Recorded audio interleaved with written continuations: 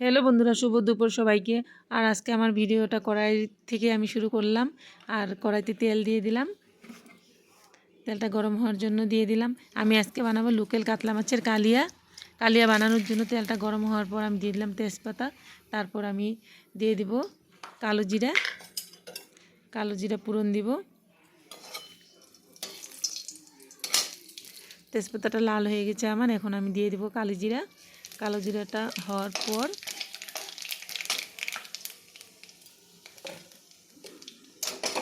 আমি এখানে দিলাম 4 টুকরো টমেটো। টমেটো আমি অল্প ভাজবো। আর টমেটো আমি কী করলাম, এখানে আমি দিয়ে দিলাম আরও কিশমিশগুলো ভেজে নেব। টমেটো আর কিশমিশগুলো ভেজে নেব।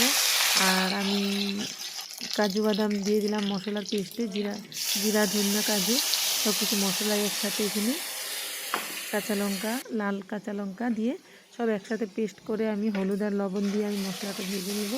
মশলাটা ভাজার পর ভালোভাবে যখন কষানো হয়ে যাবে মশলাটা,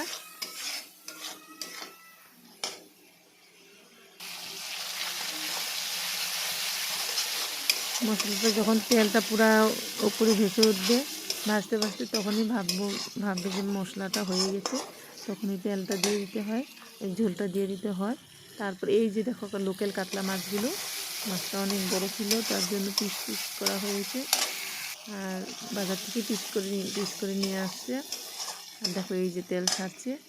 এখন মশলাটা আমার ভাজা হয়ে গেল। আমি দিয়ে দিলাম জল দেওয়ার পর আমি এখানে খুব একটা বেশি ঝোল দেবো না, কারণ কি এটা গ্রেভি হবে।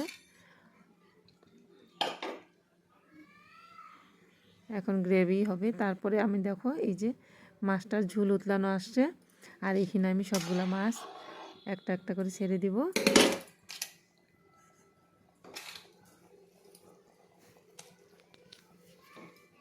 শরীরে ছিটে পড়বে, তার জন্য আমি হাত দিয়ে একটা একটা করে দিলাম। তাও দিয়ে দিলাম লাস্টে গামলা দিয়ে, আমার শরীরে ছিটলই। আর যাই হোক, আমার এখন ঝোলটা হয়ে আসছে। এখানে আমি অল্প দিয়ে দিব ঘরে গুঁড়া করে রাখা গরম মশলা। আর এই গরম মশলা অল্প দিয়ে দিলাম। তারপর আমার রান্নাটা কমপ্লিট হয়ে গেল। আমার ভিডিওটা যদি ভালো লাগছে তোমাদের, তাহলে তোমরা লাইক কমেন্ট করবে প্লিজ। এ হলো আমার মাছের কালিয়া রেসিপি।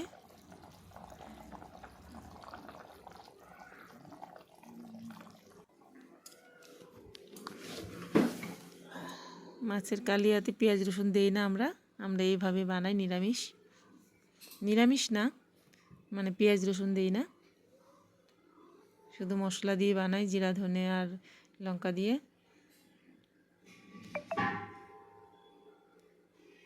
বাই সবাইকে, সবাই ভালো থেকো।